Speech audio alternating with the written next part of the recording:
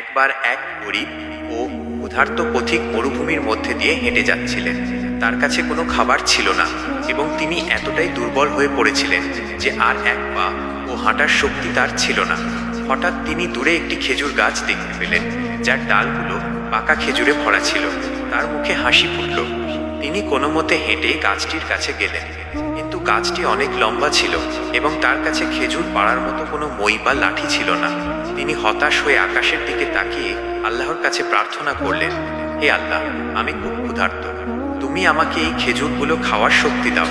প্রার্থনা করার পর তিনি গাছের একটি ডাল ধরে টান দিলেন। অবাক হয়ে দেখলেন ডালটি তার দিকে হেলে এলো এবং তিনি সহজেই কয়েকটি খেজুর ছিঁড়ে খেতে পারলেন। তিনি আল্লাহর প্রতি কৃতজ্ঞতা জানালেন।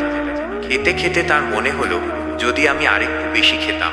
তিনি আবার আল্লাহর কাছে প্রার্থনা করলেন, হে আল্লাহ, আমি আরও কিছু খেজুর চাই।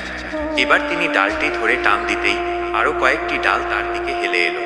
তার পেট ভরে যাওয়ার পর তিনি ভাবলেন, আমি যখন ক্ষুধার্ত ছিলাম তখন আল্লাহ আমাকে সহজেই খাবার দিলেন।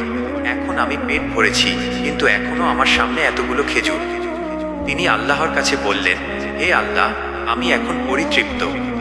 এই খেজুরগুলো যেন অন্য কোনো ক্ষুধার্ত মানুষের কাজে লাগে।